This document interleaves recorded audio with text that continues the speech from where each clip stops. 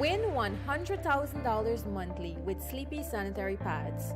Sleepy Sanitary Pads are all natural and are made with cotton and bamboo fibers. It is dye and lotion free, hence no irritations or rashes. Sleepy Sanitary Pads are available in two sizes, ultra thin and thick. It is affordable and available nationwide. Stay pressed for details.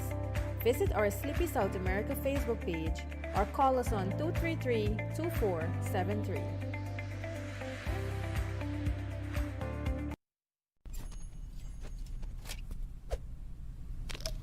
Drink and chew to the beat of Mogu Mogu with fun fruit flavors and real nata de coco bits. Mogo Mogo, two-time. Mogo Mogo, Taste the Mogu Mogu, you gotta chew. Distributed in Guyana by Saria Manufacturing Inc.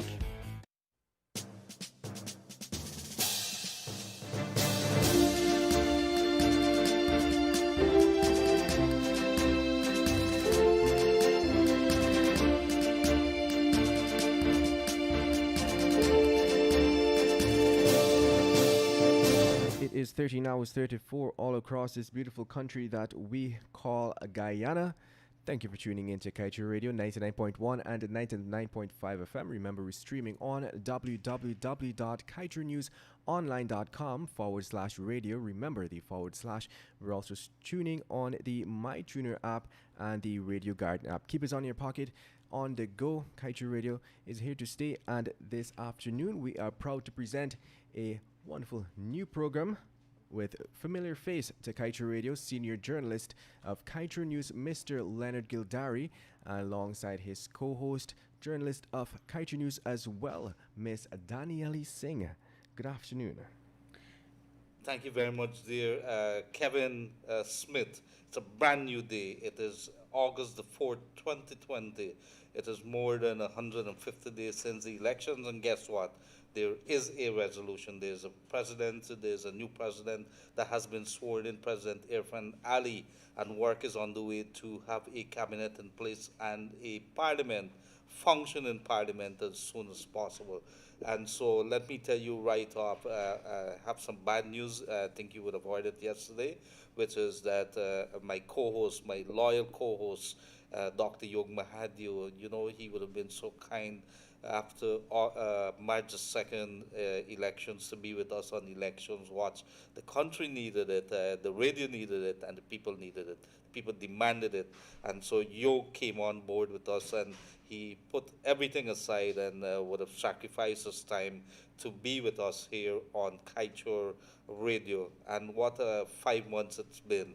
We didn't take any, or we didn't get enough sleep, and he would have been with us foot to foot there. In the evening also, he spearheaded with myself the room 592, and that has taken off in the evening. That's going to remain. He insists on remaining with that. He says he owes it to the people of Guyana. So wherever you are, and I know that you tuned in, Dr. Yog Mahadio, yourself and family and friends, I want to say good day to you, sir. We miss you down in the studio, but the work must go on. So today I want to tell you that we have a brand new program now, which is a continuation from elections, COVID-19 watch here, and it is nothing, nothing other than Wake Up Guyana. And that this program here is very, very simple.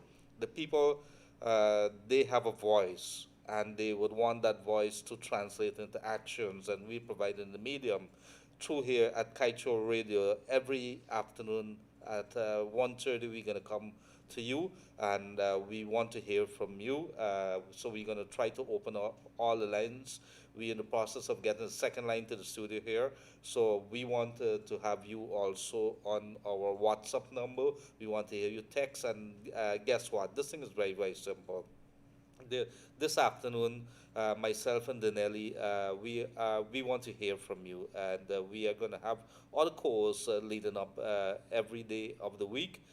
Coming on to you to be with you to hear from you. What is affecting you? What is it that you want this new government to do? What is affecting you in your neighborhood? Issues, whether it's crime, whether it's drainage, whether it's help for you that you want, whatever it is that is affecting you, let us hear from you. And this program is going to provide that medium in which you can do so. So it is not going to be so much of a talk show in which, of course, we're going to talk on the current issues. Like this morning, for instance, there was this very big issue of a crash up the East Coast there, deadly crash, a garbage collector.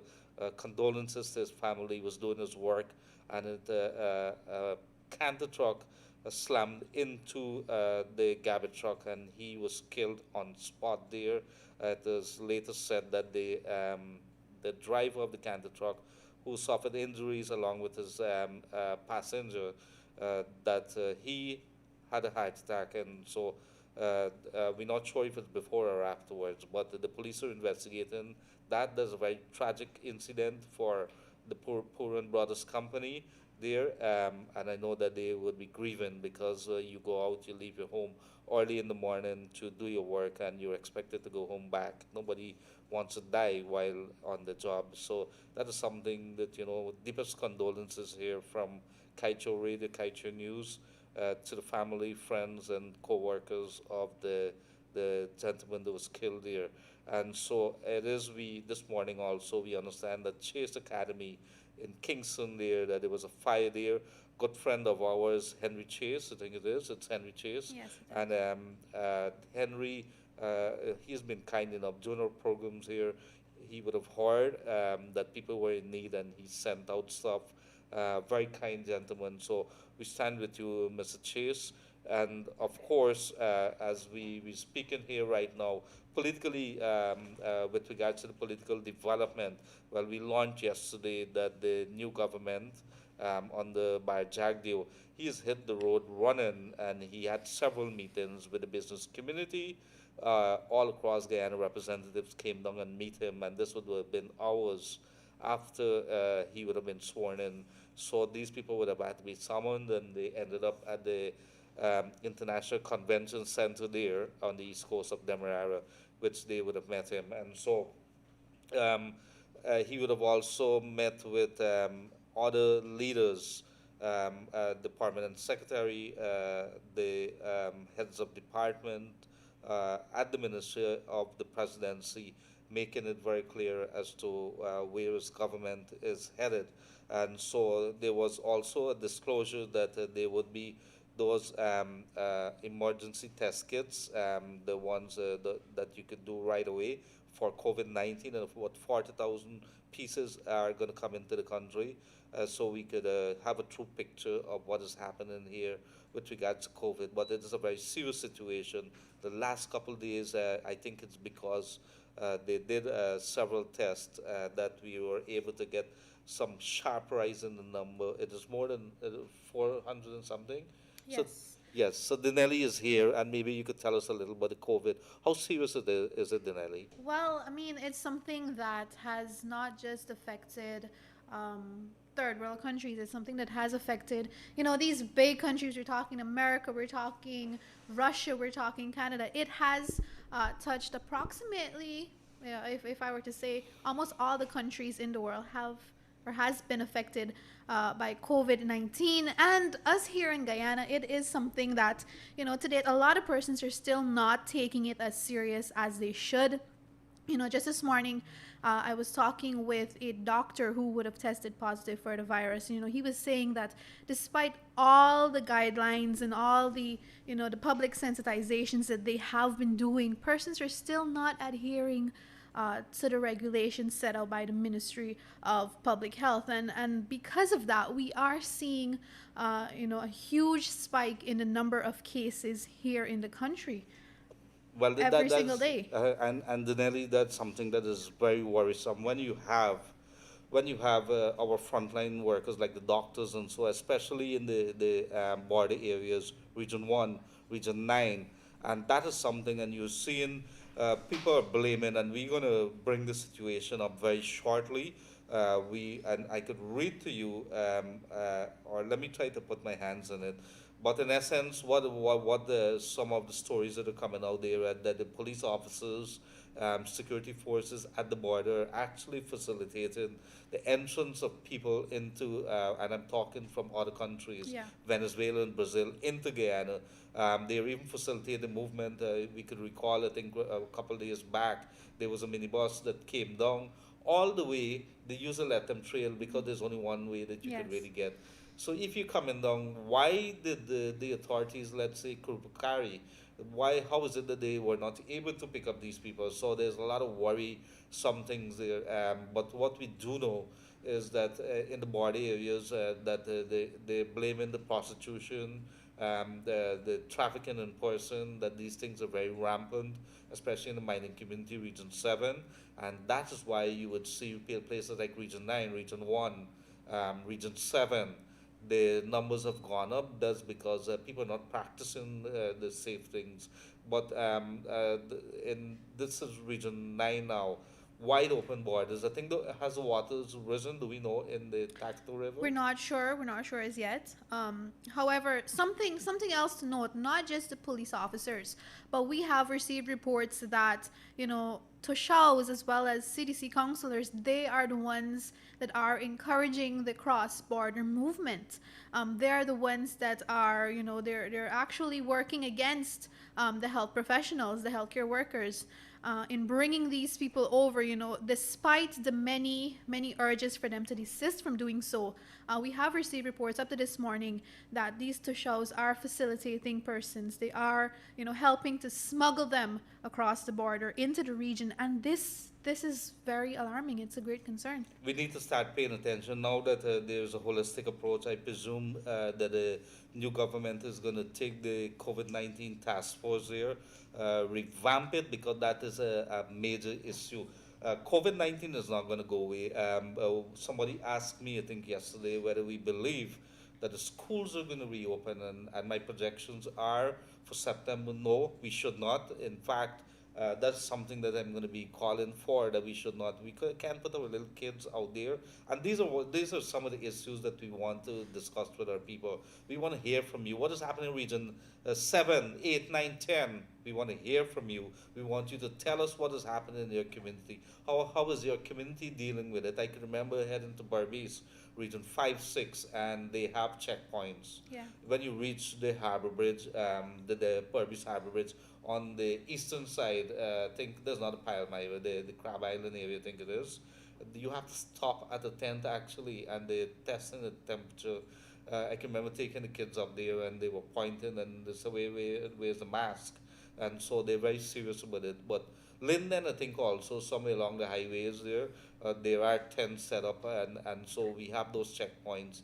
But in the hinterland areas, if you were actually saying that the people there are actually facilitating, that's indeed worrisome. When I come back to the COVID-19 task force, this is something that we have to ask our people to pay very, very close attention to, because there needs to be a holistic way in which we could have an opening back of the country.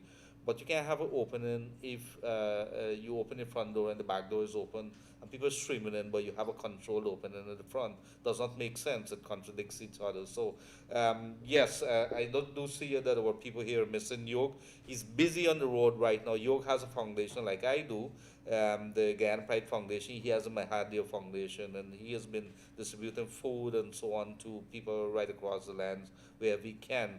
And he's been hard at work every day on that ourselves too, with the help of good people. So in New York, if you're now joining us, we understand that New York is facing tropical storm Isaiah at the moment. You guys keep safe, and we hope that everything goes and it blows over literally, that there's not much damage.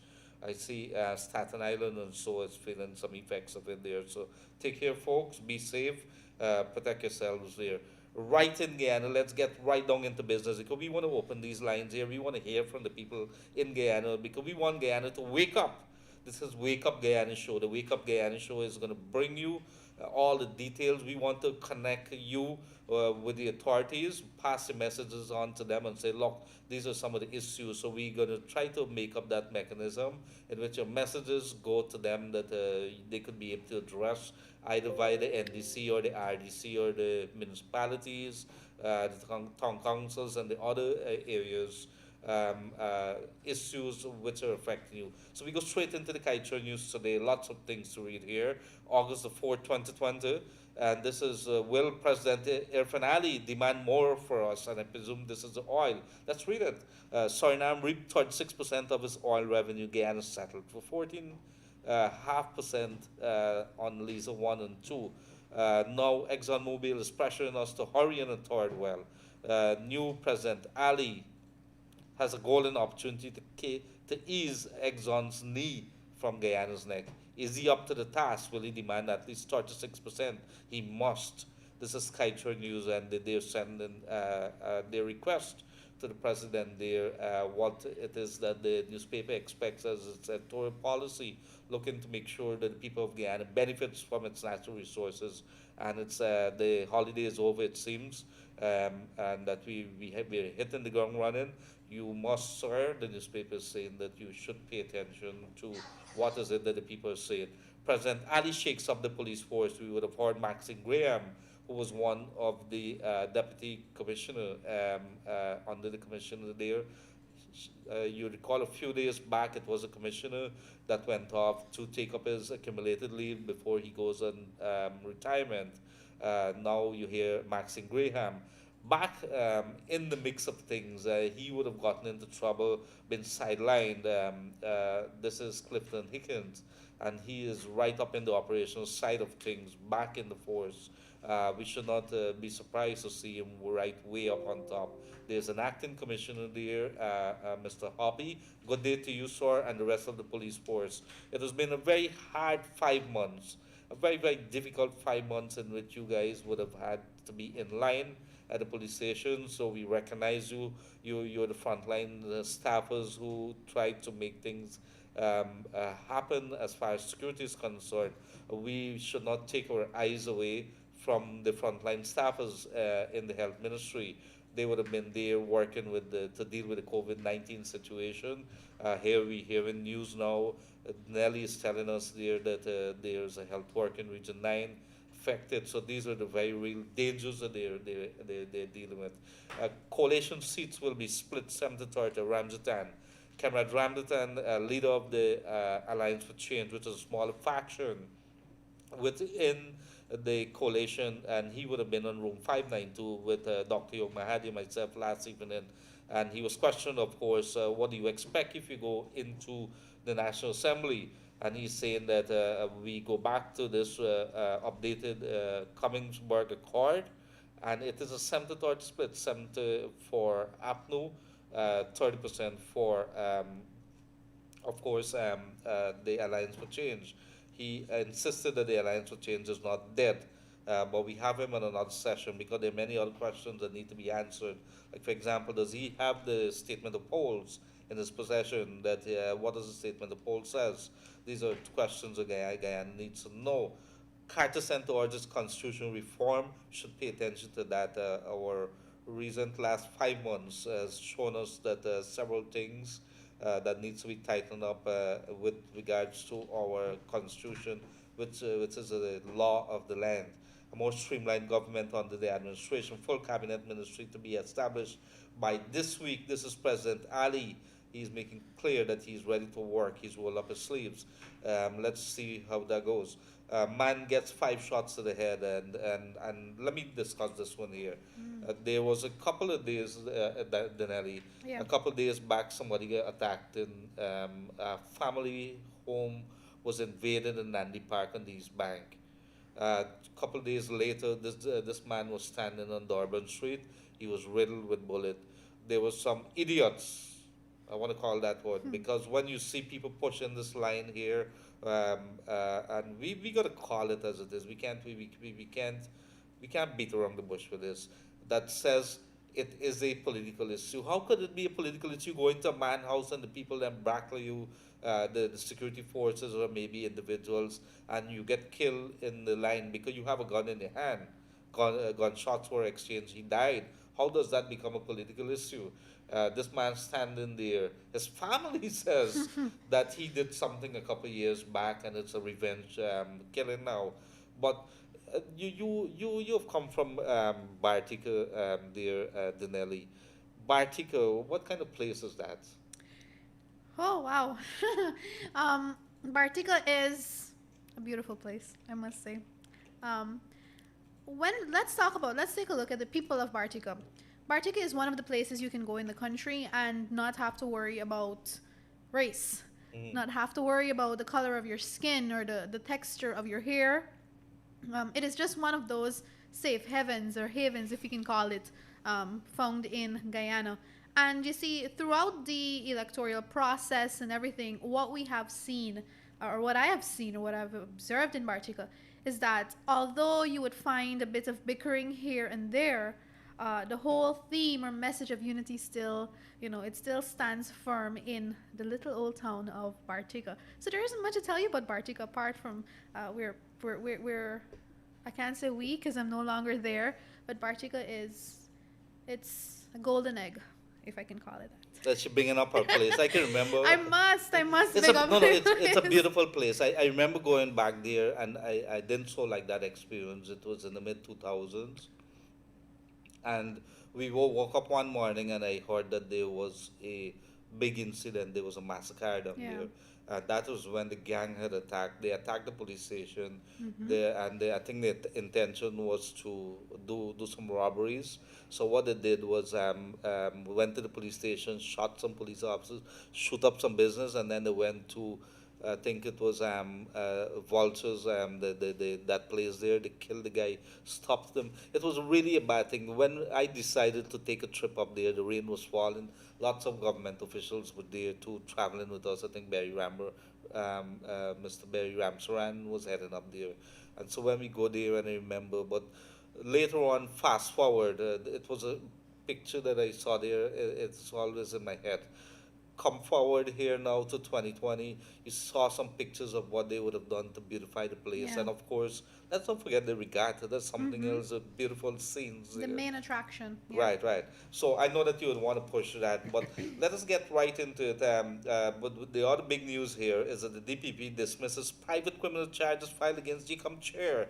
And you could remember, I see yesterday somebody made a comparison that these private criminal charges for the GCOM chair not to do her, that she didn't do her work, is the same thing like the private criminal charge against Low and Field. So if the DPP withdraw against Claudette Singh as a GCOM chair, why not against Low and Field? Chalk and cheese. There's two different things. Low and Field is not the GCOM chair, but in any case, this is going to come out. It is the DPP who has the full powers. DPP, there could be charges filed against Gildarie. The Gildarie goes to court. But the DPP has the powers under the law to go in, and that's the Director of Public Prosecution, Shalimar Ali Haq, and she could walk into a court at Denali, and she could say, look, I don't want this case to proceed any further, and the magistrate got to drop it right there and then, because that's the power that the DPP has. She is like the chief prosecutor there. And so if she says, I no longer want to do it, the court is obliged, the court is mandated to say, look, we finished with that, and let's move on. So it is that, and so I presume with regards to Keith Lowenfield, this is a couple of political heads that would have done that. But let us, you would have done like community programs, I think when you were on radio up in Bartica there. Yeah, yeah. What are some of the issues that came up there? Accountability. Accountability? Accountability is the number one issue you would find, not just in Bartica, but I think all around the world. Everybody wants to hold their government accountable. Everybody wants to know what is being done with their tax-paying money, with their taxes that they're paying. Everybody just wants to know what's happening, because you're getting all these promises, and then when you're not seeing these promises being fulfilled, questions are going to come up, correct? Yes, of course. And people want to know at the end of the day, Danelli, at the end of the day, people want to know how the tax dollars are being spent. Yep. Somebody had called us in a couple of weeks back and asked us, why you talking about your tax dollars? I pay tax dollars to the ministers. I'm saying to him, if you don't care about how your tax dollars are being paid, being utilized, Yeah. well, I do care because it is hard for me every month when I look at the amount of taxes that comes out from me, and I don't have a big salary. When I think about what some contractors are paying, because if you go down to the registry and you check some of the records, what they're paying is ridiculous. They make millions per year, and they get an accountant to do some madness, and they pay a couple of $1,000, and that's it. And guess what? Nobody questions because it's always been that way. But these are the thing. But our money, accountability, transparency. Well, let us get right down into it. It is August the 4th, 2020, brand new show. Wake up, Guyana. You need to wake up and see what is happening in your community. And I want to say, wake up, Yog, wherever you are. We're missing you here. And so we want to hear from you guys. We want you to call us. We want you to tell us. The lines are going to be open now. 2267453. 2267453. And of course, you could text us. We want to hear from you what is happening in your community. And it doesn't stop. Even if you're overseas and you want to make a contribution, of course, to Wake Up Guyana, what do you want to see the Irfan Ali government do in its first 100 days? Let us put that first topic there. Let us see what is happening. How are you finding life in your community? And when you call us, tell us where you're calling us from, so we can be able to have an idea how bad the situation is. It's COVID-19. It's affecting everybody. It's affecting the world. So we have come out of the elections phase now. Should pay attention to the big things. We need to get a handle on this on COVID-19, and we need to address our people. Nelly, you ready to head to the lines? Let's go to the lines. Are we ready for the people? Yes, good day. Brand new show. Wake up, Guyana. Welcome, sir. My welcome, madam. Hi, good afternoon. Good afternoon. Just to ask you this question. Yes. Andrew.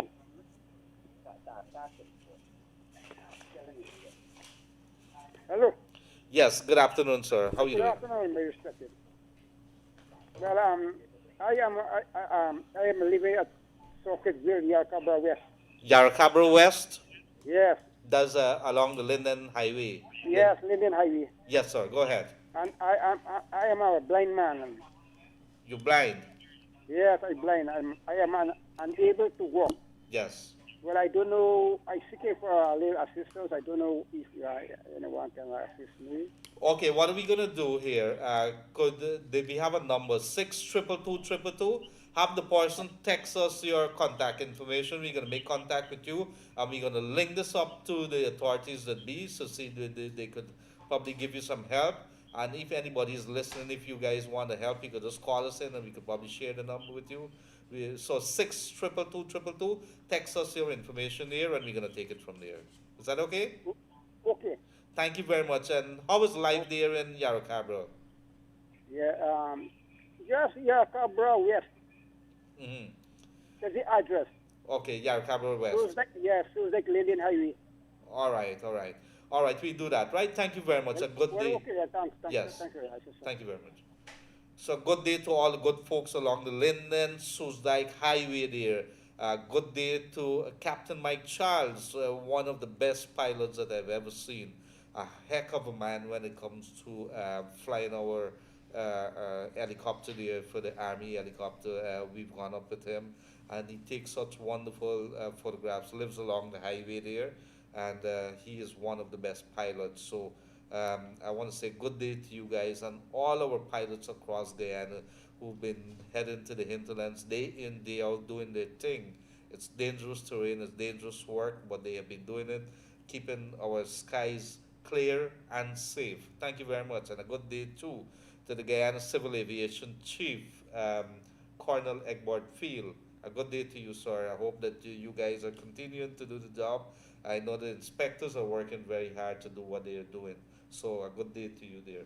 And of course, Burbies, Demerara, Grove Diamond, how are you guys doing? Esther Cribble, we want to hear from you guys down in the Pomeroon area. Linden, a good day to you. And of course, if you're overseas, send us those messages. What do you think that the Irfan Ali government should be doing in its first 100 days? So I think we go back. Let's go to the line again. Good day, caller, you on the air? Hi, good afternoon. Good afternoon. Radio. Yes, it is. You on the air. Good afternoon, Leonard, and your co-host. I'm not too sure her name, Her name is Danielle Singh. Danielle. Yes. All right. I'm a new resident of Bullsuri. Of This is where? Bullsuri. This is a village on the East Bank Festival just past the Kendron. Yes, sir. And what I noticed there were, there was a little small play field in that area there. And somewhere through the Region 3, there were channel money of $7 million last year for that ground, for the development of that ground. However, nothing has done. They have a little grandstand that holds approximately 20 persons. It was painted with green, and the $7 million finished there. You know, as I said, I'm newly from that village. I would like my daughters and my sons to go out and enjoy, but they cannot because nothing has been done to it. So I know we're having a new government, and I would like through the NDC or the Democratic body over here to look into that matter, please. Thank you very much, sir. And how is that community? How is that community dealing with COVID-19? Well, the community is very small. It was what you want to call it, was a GDF scheme, you know, with houses about probably 15 to 20 houses in that community only. But what we are seeing on the naked eyes on the road, that and through your ears, people are not adhering to it that much because they say, you know what, it is not in Region 3 at this moment. So apparently persons are waiting for it to come to Region 3, you know, but I'm not seeing much social distancing in this area. All right, we're going to take note of what you would have said there, and we're going to pass it to the relevant authorities, and we can see how that goes. Very well, but I'm looking forward. Thank you very much, dear. Seas Bank as a West Coast, Demerara. Want to say good day to you folks. Stay very clear on the road. It has been a very tough couple of days. We would have seen some tragic accidents in Pervis. There was one on the Esquimo, somebody riding straight into a vegetable truck, food truck. These are things we could do without. Every single day I drive along these bank, and I'm really amazed. As I get older, I keep wondering, how do you go so fast on a motorbike? How do you drive so fast in a minibus? How do you remain as a passenger in one of those minibus and allow the driver to dictate to you how fast your life should go? Something is wrong with you if you sit in a minibus. Why do you allow that? When the minibus crashed, there's a couple days and with their deep anger, everybody is saying that they blame the police. I blame you as a passenger sitting in the minibus, allowing the driver to be drinking a Guinness or two. We know what it is, what goes on. They stop in the middle of the road, the two of them gaffing like when they haven't seen each other for a very long. Have you ever seen that, Yes, Danielle? yes, it's very annoying. I can't. I stand there, or I pull alongside, and sometimes I do like what Glenn would do. I remember a day we were driving along middle road right here in La Penitence, went somewhere, I can't remember, and a police car, there's several speed humps, and a police car was driving as if there were no speed humps, and Glenn was in a Tundra, I think it's one of those little trucks, and he pulled alongside, I don't know how the heck, because that road was very small, and he went alongside and he wind down the window, and he used some very colorful language, and as the policeman, that car belonged to you.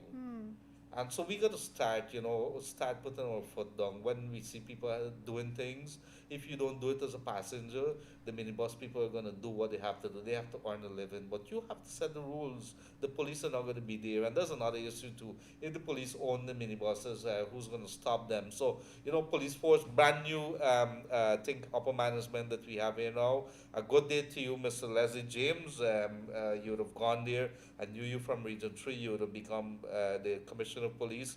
If you've gone on pre-retirement leave, a good day to you. But the top management of the police force, they have to be aware that there is a lot of things that needs to change. There were some changes, whether we like it or not, we have to admit it, or attempts to make some changes in the upper hierarchy of the police force. so that they could go ahead with the promotions from one area to the next area. I think we would have gone into a quicksand kind of situation there, nothing happening. But you could call for the next caller now. So Danelli is going to make sure that we have the next caller in line. Go ahead. All right. We don't. Okay, while we wait for that call, let's see. Maybe we could go straight to hear some messages coming from our people. Let us see what is it that they're bringing to us today. Um, okay, we got one person asking for help there. Good afternoon. I'd like President Irfan Ali to raise the threshold in the first 100 days because taxes are killing us. Poor people with small salary. We hear you.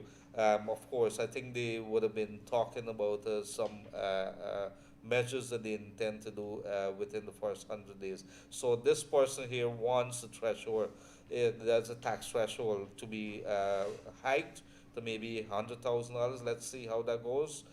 We are going to make a note of that, the threshold being raised. Today, good afternoon, I'm from Britannia, West Coast Barbies. We need some good streets to walk on. Britannia Village, West Coast Barbies. Number one did our village because it's a PPPC area. No one did. I think that's what the person said. No one did our village because it's a PPP area. That's sad. I'm not sure we come to a day, Denelli, that people are saying that we didn't do a village because it's a known stronghold. That is not how we expect our government. And if you're listening, authorities, we don't expect any government in any place. The government is for all Guyana, all Guyana. So we want to ensure that they do what is necessary to ensure that everybody benefits. They do this to other villages and left Britannia just like that. And so, a good day to you, Britannia, all across Burmese there. Let us say good day to you, and of course, be safe on the road. Good afternoon, Mr. Gildarie. I miss Mr. Mahadio's input into the program, but I wish you best on your new show. Keep up the good work. A loyal listener from Friendship East Bank, Demerara. Good day to the folks down in Friendship there. How are you guys doing? And so I give the phone over to my good co-host. She's as loyal as I am, and she's probably gonna be talking to you guys on some other issues there. But we go straight to the caller. There's a caller online. Yes, good day, caller. You're near. Hi. Yes. Good afternoon. Good afternoon, ma'am. I'm calling from Zealot Pastry New Scheme. Zealot New Scheme. Zealot, yeah, New Scheme. Yes. Pastry. With Seafield? Pastry, yeah, the new scheme are open. Yes. Yeah, I'm calling to tell you that I'm so happy that the election on finale training and those things, right? But we have a lot of hard work to start to do now. And I'm calling you to tell you that 2 years now, I get my land from El Finale, right? Mm-hmm. And I have my transport. No, you got your land from the Ministry of Housing, but he was there. Yeah. Very I good. go to him, right? Yes. And 2 years now, and I finished out all my money, and I always go in at I went into town, and I sent the paper at Breathing Hope, and I said that everything is okay, I must go there and collect it, right? Mm-hmm.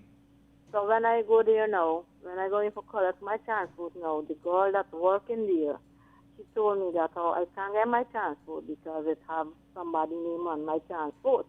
So I turned and tell her, I said that, I make such a big mistake that somebody else name on my transport, right? Anyhow, every time I got spend money and go there, or every time up to this morning I call her, she told me that how she not get with the man and all kind of thing for going and looking after the transport. So now it's 3 years now, so I beg her this morning. I said, she told me the man went in there one time, and the man tell her that she don't want this land here. Now, is not she supposed to do what she have to do?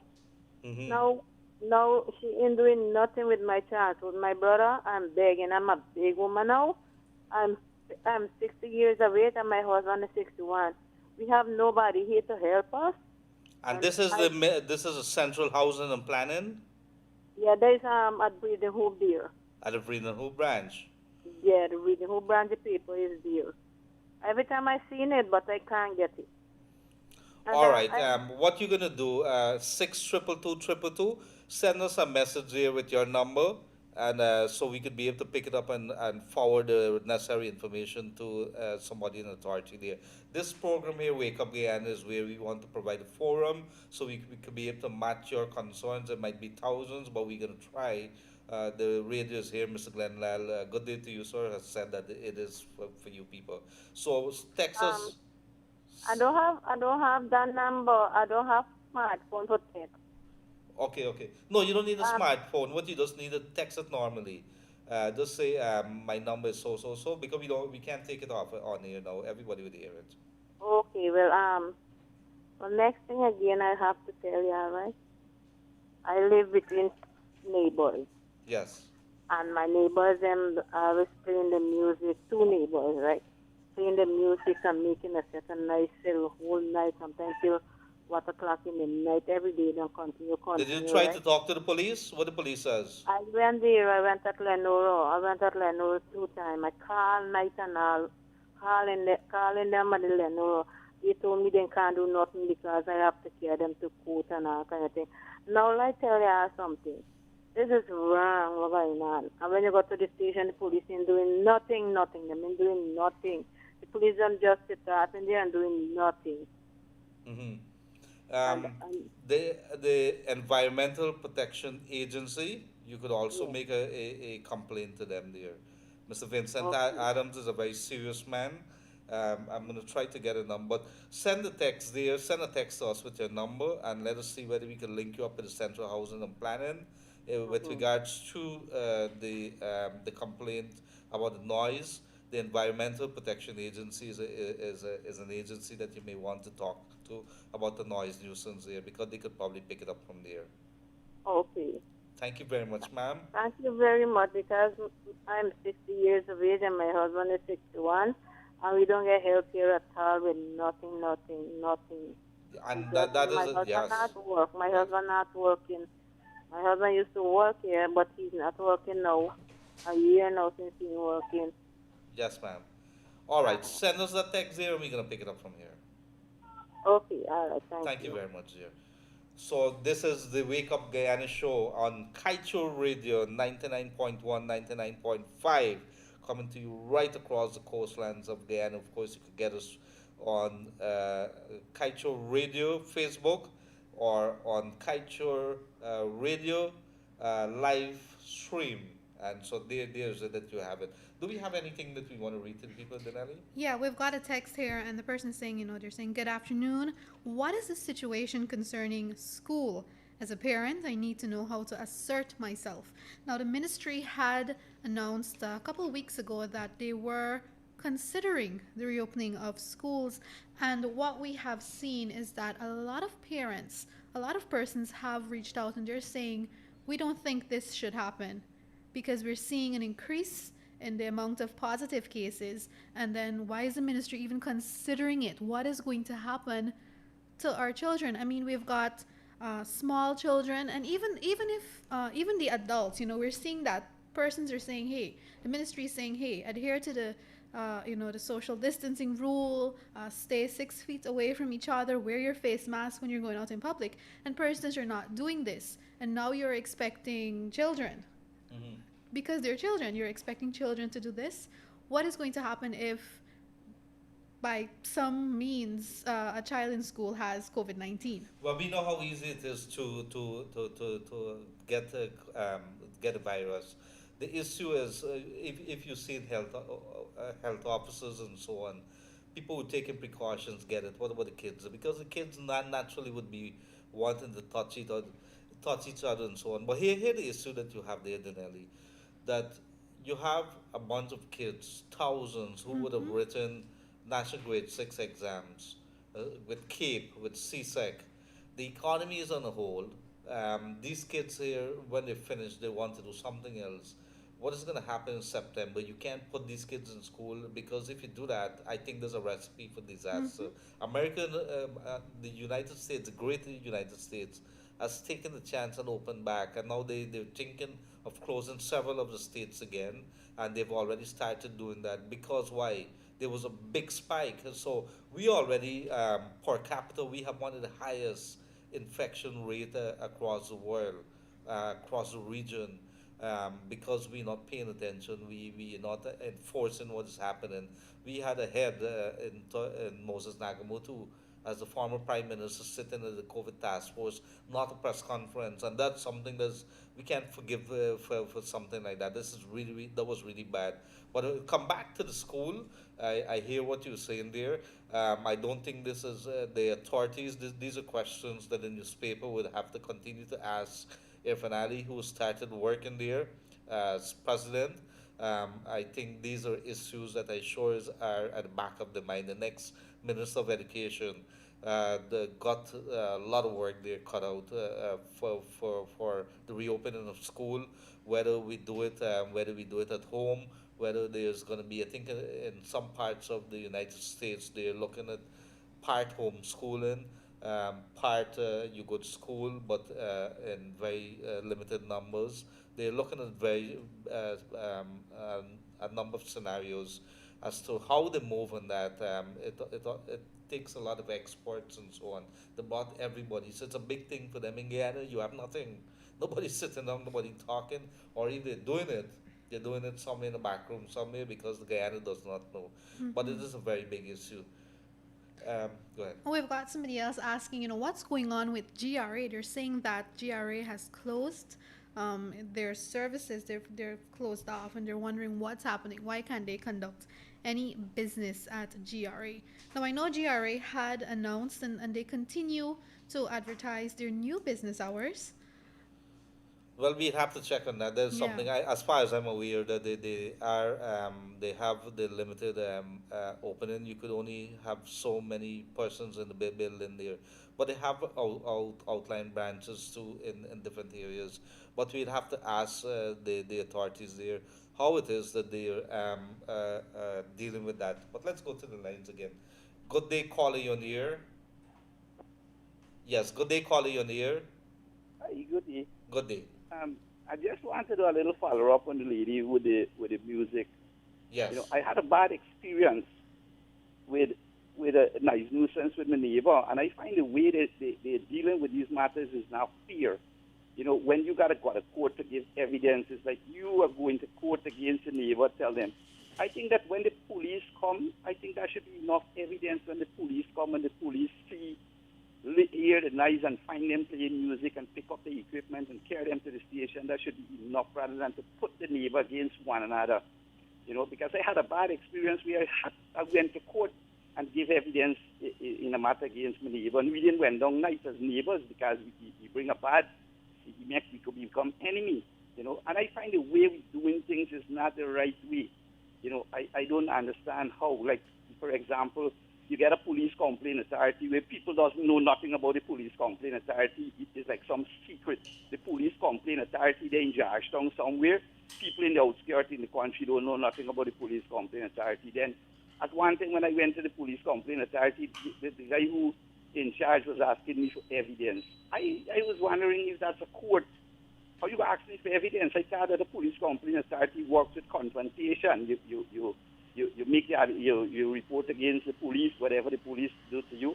Then you bring the police in and you hold a confrontation whether the police thing. And then if the police got to get disciplined, the police got to get disciplined. And if I am wrong, then you charge me and place me before the court. You can't. I see a matter where the police, a guy, they did something, the police harassed them. Guys, they went to court. They went to the police complaint authority. And the police complaint authority allowed the police to charge these men and send them to court. It's not supposed to be like that. They're supposed to do an investigation and see whether these guys were right or wrong. And I think these things are happening too much behind closed doors. They need to open up themselves to the public and let people know their rights so that the people could call and the people could, explain, and then they could advise them whether what next step they should take. I agree with you that. I agree with you. Could you lower your volume on the radio? Let me tell you a couple of things. Everything that you said there, is, I fully agree with. Let me tell you how GPL does their thing. GPL, under the laws, they're licensed, they're obligated. I think it's every year they have to appear before the Public Utilities Commission to tell the Public Utilities Commission. The person's gone, or it's still on the line? They gone? Yeah, yeah, I'm here. Oh, sorry. But they have to appear before the Public Utilities Commission as a regulator to tell them, this year we had X amount of blackouts. The reason that we had these blackouts were because three posts went down or something like that. They're bound to do that. And these things are done in the open, in the public, that you're actually invited as a public to go there, and there would be consumer advocates there. And so I think Mr. Pat Dial and Ramon Gaskin and so on that would turn up to those events. And I agree with you with what you say that these things got to be done in the public. But I happen to know also, I think the police complaints, I think it's Justice Ramlal is headed there. My interactions with him is that he's a very open person now. I'm not sure if there was a person before that you would have dealt with it, but you could go back to him because I would have spoken to him, and he seems to have a very open door policy as to whether they would have spoken, how many complaints they had. I'm not sure. I think we would have carried it as Kaieteur News, some reports as to the number of cases that they would have had.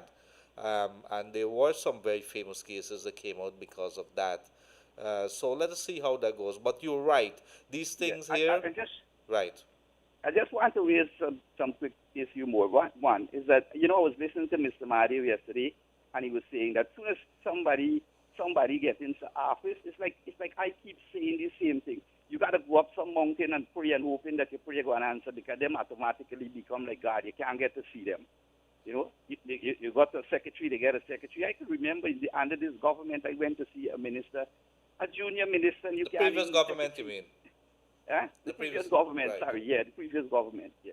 And one more thing quickly. I think Irfan would make a good president, but I don't believe that he would make an honest president. Because why I say so is because, to be an honest president, I would like to know why ministers got to live from the people.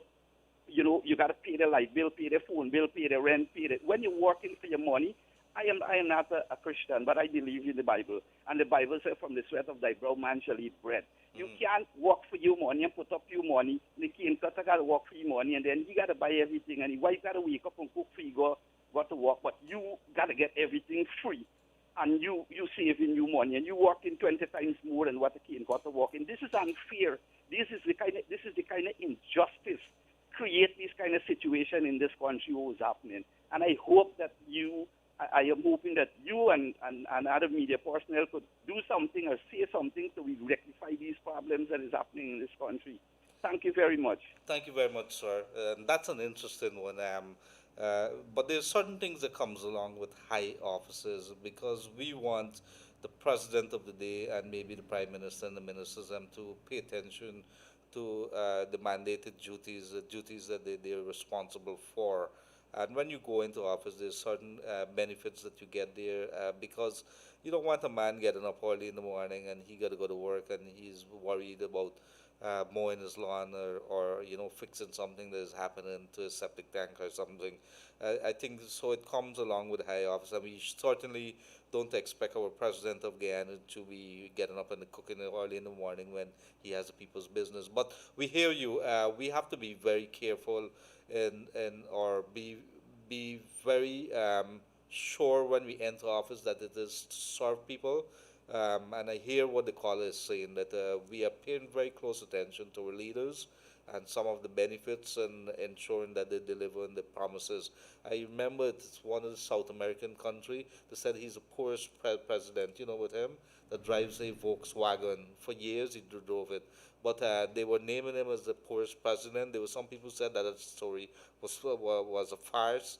It was fake, that was only the front. But he lived in his farmhouse, and he drove a 1981 Volkswagen Beetle, an old car, to get wherever. So he never had any security or so, and he was the kind of person. And so, but he was very canny as a president. But it is what it is. Do we have any more messages here? Yes, we've got a message. Now, somebody here is saying that it is their opinion that the cabinet should apologize to the international and regional observers for all the atrocious names they were called by the PNC mischievous officials. They're saying, as a Guyanese, they felt hurt by what they would have observed throughout the entire process. And I think the question now comes, should this administration apologize to the international and regional bodies for what the previous administration would have done? I'm not sure how that works. I mean, let me tell you something, Gildarie. It is, as a country, I think the international community is very much aware of what would have transpired, and it's a very good question.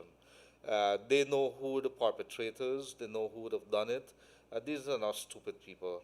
But they also know that the people of Guyana, that's not reflective of the people of Guyana, that the people of Guyana, that they're simple people, that they want to have a good family life and they want to see this country go forward. And so it is going to be a tall order to ask this government or any government that comes in that who would have been on the other side of the table a couple of weeks back, a couple of days back, to apologize. However, I think they know that the apology is there because this is not who we are. But I think if I was the president, I would apologize. Maybe make it not a campaign thing, but it's a nice spin. I would stand up in front, and if I'm given maybe a presentation or I'm speaking to the media, it won't hurt to do it to say, we did not have any control of what was happening there. Maybe I could apologize. But these people, I think we're beyond, that's water under the bridge, it's beyond that. But that's my personal opinion with regards to that. But people are upset with what would have played out. Imagine that you had people standing on social media, people who were never in social media before like this, and because they're being paid as propagandists or whoever it is, would have been jerking the strings around, and you could stand up and say, you see that guy there, you see that woman there, Danielle, she did something really, really bad, and they don't have any clue or so, but they see Danielle with a guy, and they say that Danielle is being paid off by Bartica. And I couldn't understand because Bartica had so much money. He paid off Kaieteur News, he paid off Leonard, he paid off Kevin, he paid off Raj, he paid off Gildarie, he paid off Yog Mahathir, and we could go on and on and on. But the reality is that these are some of the sad things, these are some of the shocking things that would have come out, unbelievable things in an effort to spin the narratives. But the international community, they're not stupid. They understand that politics, it makes strange bedfellows, and you would see people would do strange things to get into office, and it's very sad that as a people that we could not have fought the elections in a different way, in a more civil way, in a way that the what counts as the votes. I can understand during the elections campaign that you're opening your mouth and you're saying things. It's okay, but when it comes to what would have happened post March the 2nd, it was unbelievable. Some of I heard people use the word shenanigans. That sounds like a fancy term. I would say madness. I would say shameful. These are things that I would say. So, Danielle, you as a young reporter in this business here, were you shocked to hear some of these things that would have come out? Not at all. Why? Because it is a known fact that during election season you would find the worst side of people coming out. You would see the worst side of not just politicians, but people that you would consider your friends and even some of your family members.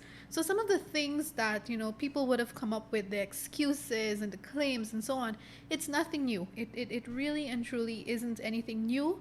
I wasn't shocked at all. In fact, I found most of them quite entertaining. And I can say entertaining because it's like these people are seriously stepping this low. They're seriously doing these things or saying these things.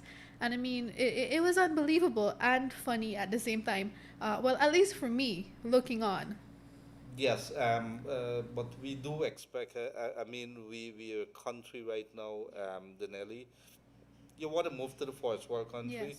there's certain behavior that is expected. We expect our leaders to be smooth, To be diplomatic. yeah, to be diplomatic. And there's so many words that you could describe when you see the way that Obama would have carried himself. Maybe you don't have to like his politics, but in leaders you expect certain way that they would carry themselves. Yeah.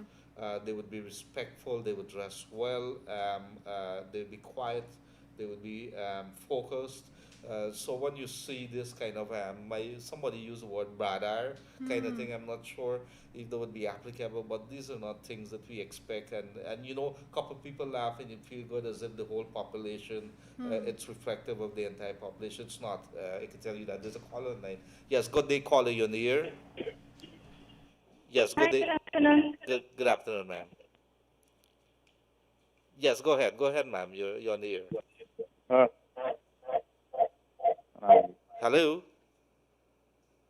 Yes, I think we would have lost that call. If you're calling us, please turn your radio volume down before you put through the call because it's going to distort what we have here. Do we have any more texts coming in there? In the meantime, there's another caller? Yes.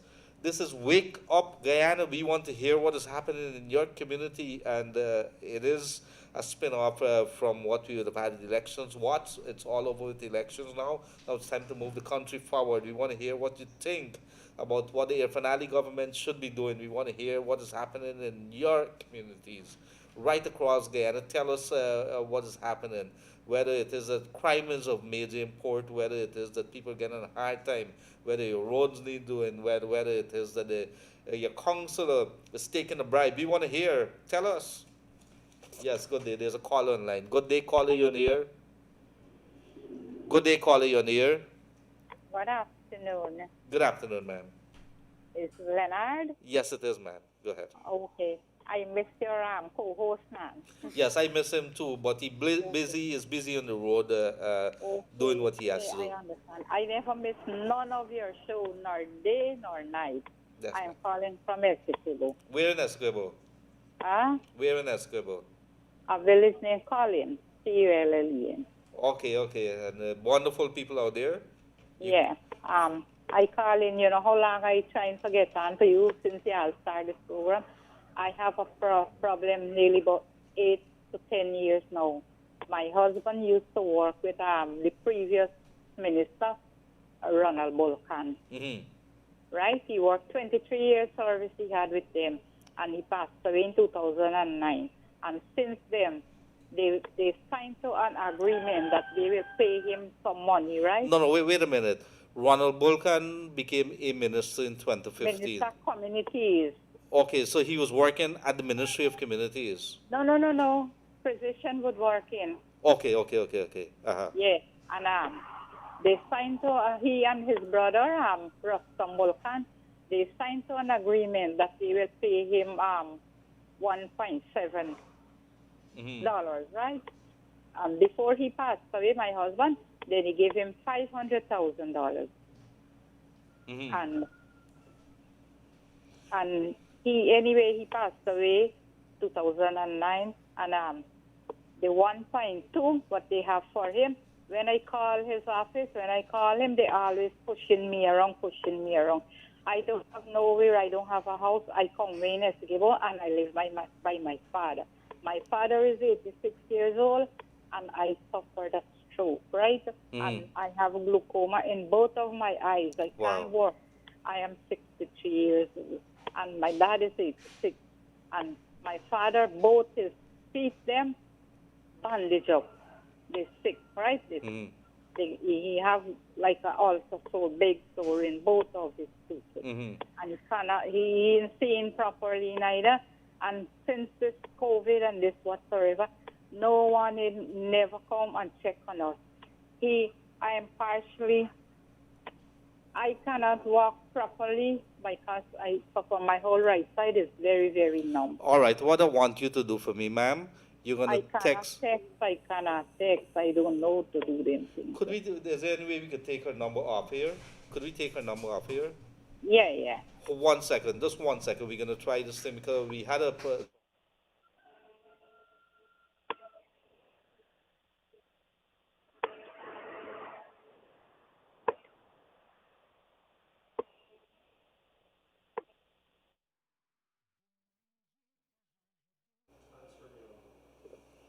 Pardon? Could you give us a number, please?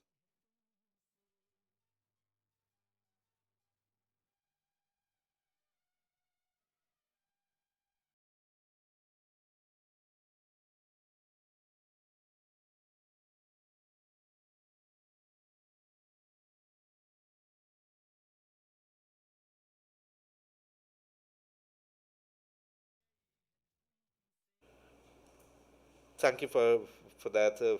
For that. We back in here? Yes, good afternoon. Welcome once again to the Wake Up Guyana show. We had to take the caller off here there. So we want to hear from you. It is 226-7453. We also want to hear, you could also send your text to 6222222. We want to hear from you what is happening. In the meantime, let us tell you what is happening on the political scene. President Irfan Ali would have hit the road running yesterday.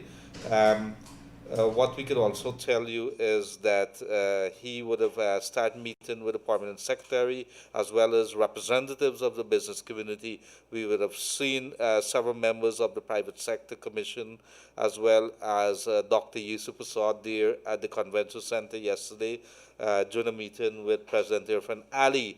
And he's saying that before the week is out, he wants to have the cabinet up and running. We also understand that the Chief Elections Officer, Kaieteur, would have written to the political parties for them to provide lists of the parliamentarians, and of course the GCOM would have to vet those lists. And so he has some more work to do. I'm not sure, of course, the issue of where does this election leave Chief Elections Officer Keith Lowenfield, who's facing a number of private criminal charges. Does he remain on the job or otherwise? We'll have to raise this in room 592. This morning also we would have learned of the tragic death of a garbage collector or a worker, sanitation worker for Puran Brothers, who was smashed after a canter truck had a head-on or had a collision with the truck that he was working on. Going back to the front page of Kaieteur News, there is a big story there which speaks to Guyana and Venezuela and the relationship that the two countries has. President Maduro wants to return to pre-2015 bilateral relations. Many of us would recall the Petrocarib deal, the oil for rice deal, in which Guyana would give rice and we have oil in return. Venezuela says that he's willing to work with Irfan Ali so that we could be able to go back to those days with when we used to have those deals. You would recall that in 2015, Venezuela suspended the deal. There was a growing trade, how you say it, that is not on a level that is official, but there was a growing trade for rice and gold. Guyana would give rice to Venezuela, and there would be gold across the border. That was happening. So we are going to wait and see, because we know that there's also at the international court level that there is a case at the border issue. So we're not sure if the two is going to be that President Maduro of Venezuela is saying, let us start back this bilateral relations. But in the meantime, could you put the court case aside? We're not sure what is it that they're demanding. We're going to pay attention to see how this story develops. In the meantime, we go to some more texts which have been coming in from our good people. All right. So one of our listeners, or should we could say viewers, they're saying our new president needs to open the sugar estate that is closed because people are suffering from job loss. They're also wondering when schools will be open and whether our president will be looking at taxes. They're saying the taxes are pretty high, and it's affecting everybody. Yes, we want to hear some of those issues being brought. Of course, the sugar issue is something that has been so much, how you say it, in the air leading up to the elections. 4 estates closed since 2016. There would be the Wales, Skeldon. We also know Rosal, and I'm missing one there. It is Skeldon, Rosal, Enmore, and Wales. Four estates. And of course, I think it's almost about 7,000 to 8,000 workers. You multiply it by 4, it's about more than 50,000 persons would be affected, because there's some other industries and so that grew up or would have been dependent on the sugar industry. And so do we restart the estates as back to where it was pre-2015? Do we try to see whether it could be a cane cultivation kind of thing, not necessarily sugar, but it could be other thing, cane juice or whatever. But there's lots of lands there. There's the estates. I'm being told that the Enmore estate, there's nothing wrong with it. The factory there is pretty good. It could be restarted. We need molasses. We need so many other things that we could do. So these are all issues. I'm very sure, knowing that the People's Progressive Party know that they have some big support coming from those sugar areas, sugar producing areas, and more Albion. You go down to Skeldon, they're hard hit. The West Bank of Demerara, where Wales is, would have been badly affected as well. So those people have been demanding that something be done to raise the level of economic activities back in those areas. After sugar would have really virtually made those places ghost towns, ghost areas, ghost villages. So let's see what happens. There's another caller in line. Good afternoon, caller, you're on the air. Good afternoon, caller, you're on the air. Good afternoon, Mr. Gildarie. Good afternoon, sir. How are you doing? You sound very up and about. I'm calling from the Netherlands. Oh my goodness. A good day to you. Good day to Good you. afternoon to you and your beautiful co-host, Miss Singh. No offense to you, but she's prettier. I'm gonna have to tell him that. If you listen, you'll pay attention. Go ahead, sir. How are you doing? Have we lost him? You there, sir?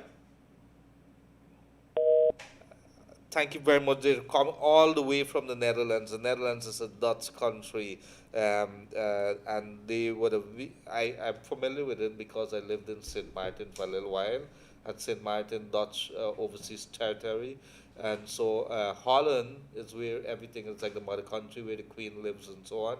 And when you talk about the Netherlands is basically like how you have where everything happens, and they if you see the level of living this there, places like Norway, the Netherlands, or so, these are like top countries in Europe where the rule of law, cleanliness, sanitation, yeah. benefits of people. These things are big issues. When you're going out and vote, what can you do for me? So these people are like way up in the quality of living there.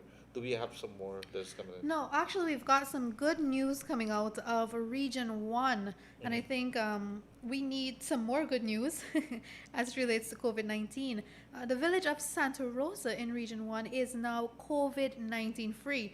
I don't know if you could recall, but a couple of weeks ago, or rather, maybe let's say 2 months ago, Santa Rosa was a it was at the top or rather it was a COVID-19 hotspot. We had multiple teachers testing positive. Persons were not adhering to the rules and the regulations. Persons were just going about. They even had a protest in the roads. Could you remember that protest a couple weeks ago where they were saying, "Oh, COVID-19 is not real," but persons are now coming to grips. This is according to the Tushao. Persons are now coming to grips with the fact that COVID-19 is real, and the Tushao would have extended her heartfelt thank you to the hardworking team there. And today they are COVID-19 free. So that's some good news for Region 1. Well, that's a good thing. We should not rest on our laurels because this thing here goes and it comes. One man or one person takes a slip it in, and then it's all back to square one again. Yeah. So that is good news to the people in Region 1 there. I think there was some deaths too. Yes. There were some deaths. Yes. And I know that one of our former media colleague, Miranda LaRose, her family, there was an entire family that was down, and we hear it. I even have a colleague downstairs there whose family overseas, his aunt, the entire family has it, and I think one person died this week here that they live in overseas. So this thing has affected all of us. We know somebody who would have died. We know somebody who would have been affected in the hospital. We had Nias Suman, big media person whose life talked about it. I think he was about 6 days in isolation, and I think it could run you crazy. In addition to that, if you're taking the ventilator, say it does some damage to you, the easy way to do it or the better way to do it is that you wear a mask, keep safe. Do not go out. Do not go to parties. Why are we going to parties? If you got to go into the mall is open. There, you got to wash your hand. They insist that you wear a mask. Make sure that you do it. Get in, get out. There's no movies at the moment. There's no bars that's happening. Yet we see bars that's happening right across the country. People sitting next to each other. Yeah, And yeah. well, what is happening? Just People the don't other care. night, just the other night, I was going home, and I'm not exactly sure the location, but I know I was passing in my taxi, and I saw, let's say, about over 200 persons. They were on the road, literally on the road, and they were having a street party, if we can call it that. Nobody was wearing any masks. Nobody was social distancing. They were there having a ball of a time, and on top of that, the police officers, they would have passed in their vehicle and they just went along their way. They didn't even look back. They did, nothing at all. They didn't stop to say, hey, well, okay, it's past curfew, it's past 8, because it was like around I would say 10 in the evening, and they were all having a grand time, having a ball of a time, and not adhering to any of the rules and restrictions set out by the ministry. And I mean, if we continue to live like this, if we continue to go against everything that we're being taught, then we're not going to see a reopening or a total reopening of our economy anytime soon. Because what is going to happen? The number of COVID-19 cases, they are going to rise. And with the rise of COVID-19 cases, then more businesses are going to be closed, more tighter restrictions. The ministry has already announced, yesterday they announced that they are going to be tightening up some of the measures they already have in place. So what does this mean for Guyana? Does it mean we're going to go back a couple of notches? Because just on the 1st of August, we would have implemented phase 4 of our 6-phase reopening. So what does that mean now? If our cases continue to go up, then we're going to have to eventually go back into what? Total lockdown? Well, that's something that we have to pay very close attention to. Be safe, people. Do not take any risk. We don't need that at this point in time. We are in COVID-19 for the long haul. The authorities have announced. I think President Irfanali has announced that there's 40,000 rapid testing kits that is coming into the country as early as tomorrow. So they've hit the ground running, which is something we need to have an idea how bad the situation is. Not 2040. The numbers are rising, and it's rising rapidly. I believe that it's much more than that. So let's get right on back to the lines. Good day, caller. You're in the air. Good afternoon, gentlemen. Good afternoon, sir. Not a gentleman anymore, gentlemen. Gentlemen. And young lady. Good afternoon. She left out one good thing about Bartica, and Bartica has beautiful women both in and out, and some of the most independent women in Guyana, and they're one of our spices that we put in our curry. Oh my. To make my point, a few points. One, if we had taken COVID-19 seriously in the early, then we wouldn't have to have measures. If we want to have a good Christmas, let's have a good lockdown for Speak a little into the phone, please. We barely hear you. Yeah, if we want to have a good Christmas, yes, we need to get this under control early. If we got to get a lockdown, get it early, and people adhere to it. As the young lady said earlier, I see police driving past places where people are there and they drive fast, and they know it's after 8. Mm-hmm. Secondly, one of the things about the accident that was tragic and everything today, the question I have to ask, was the driver of the Kaieteur essential worker, because the accident happened at 5:30. And he's supposed to be on the road at 6 and after. That's the question I have to ask. Was he an essential worker? I know the garbage truck people were essential workers. Thank you very much, dear. People need to look at that. Yes, thank you very much. When it comes to the new government, my only expectation, something that has never happened in Guyana, is that the government will create a level playing field. Whoever gets ahead is because, not because somebody they knew or a friend, it's because of their talents and skills and abilities that they have. And that's my expectation of a government. Yes. As it relates to this program, I'm glad you have a new program, and I'm glad you have a nice co-host. I hope that we get more interesting topics and more interesting things. My one concern I'd ask you to do is to make sure they end the season, the RDCs in this country, whether they fall under APNU or PVP, that they understand they're there for the people, not for the political parties. Election time is for the people, for the parties. After you win and become a representative in the community, it's for the people. So don't stand back budgets and don't stifle progress just because you want to make one party look bad. At the end of the day, it's the people suffering. Absolutely. I look forward to your comments off here, and have a good evening. Thank you very much, dear sir. Let me say it very very clear. Your representatives are the persons that you would have put your very valuable vote to put them in office there. And if they don't deliver, you have yourself to blame. And you're so right, dear caller. We have to continuously pay attention to the people that represent us to make sure that they deliver. That's all I'm going to say, that you have the power in your hands. I've always said that. With regards to that truck, that was an issue that did come up. Was he working at a specific time? We're trying to develop some information there. I think the sanitation workers are essential workers. That's the information that we have. But we will continue to pay attention to those various areas there. And let us see. And with regards to Bartica, I'm not sure whether Danielle would want to answer that. No, no. I prefer not to. She'll learn in the rope, so I presume she's gonna maybe in future learn how to deflect that. But there's a caller, right? Caller, good afternoon, you're on the air. Okay, so we missed that one. Is there any other? Let me see very quickly if we have our people. We need to hear from you. We want to hear what is happening. I came from Barbados on the 7th of March for 2 weeks and was on leave on the 19th of March. Could you please tell me what is going on? Please ask my new president to look into the problem over here in Barbados. There are many of us here need to come home. I can't work. I'm out of money. Please help us. So I'm going to ask maybe we could probably send that number there to the relevant COVID authorities people so they could look into it. And so we will continue to pay attention. There are many Guyanese who have remained still stuck overseas because of there's a cost attached. You would have been asked by the COVID-19 task force to pay the cost to get back here. Some of the costs might have been in some occasions above what you would normally pay. And of course, many people were left high and dry without money or anything.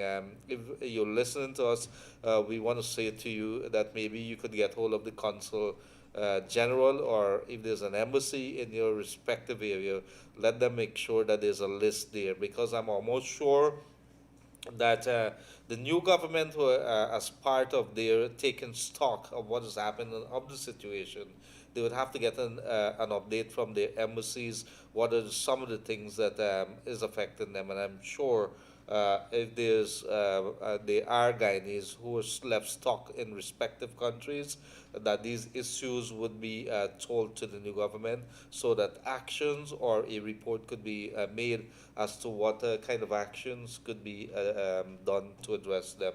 But if you guys are listening, wherever, right across the Caribbean, St. Lucia, Brazil, Suriname, Trinidad, Venezuela, how are you guys doing?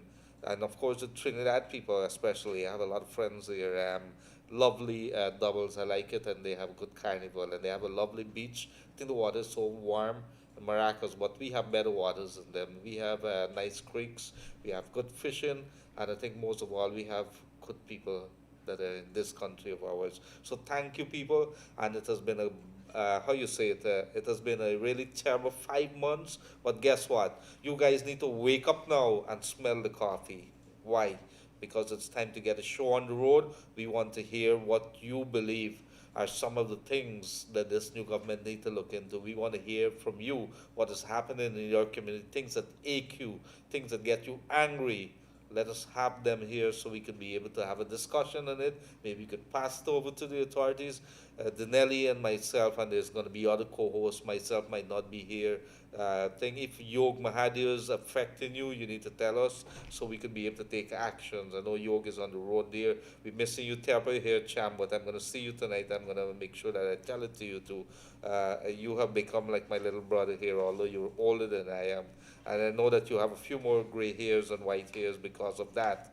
So good day to you there. Sorry, there's another caller in line? Yes, good day, caller. You're on the air.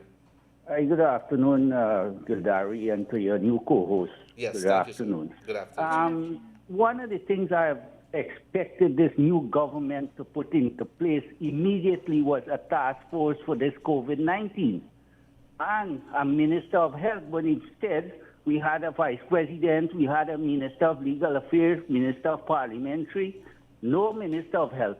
What is going on? I mean, come on. We have a country like this with 750,000 people, and we are already 400 and going, climbing with cases. What are we doing? Very good. Very good point there, caller. Any other thing I could probably address you off here? No, that's it. Thank you very much, caller. Have a good day. So let me address it right there. We are told, and I think some people would have raised that issue there. We are told that right away, I think yesterday, there was a meeting of the authorities, representative, I think even President Irfan Ali. I'm going to have to look back. Did we see picture that he met with some COVID officials yesterday? It was a big thing because he did make an announcement that we have 40,000 rapid tested kids that may be here. Yeah, it's within a about few days. 46,250 tests that are expected to come into the country, with 200,000 surgical masks as well. And these are all expected to come in the country tomorrow, Wednesday. We would probably have to do some math there because we need to have a determination how long does those kits last. One, two, how does it work? Because I understand it's just there to make some pretty quick conclusions with regards to the mask. How long supply are those, or do they wait? Is it going to run out within 2 weeks, those masks and things like that? Because they're going to go to the frontline workers. We need to have a determination. But to answer the caller directly, I think there would have been a meeting yesterday, and that was the first day hitting the ground running. There was a meeting that we saw some pictures with some COVID officials with the task force, I think, so they could be able to, I'm not sure if it's a task force, but it's representative of the key persons within the health ministries and so on, to take this issue forward. So let us see, because we are trying to get a handle on it. We are waiting to see if there's going to be any statement. Well, we hear you.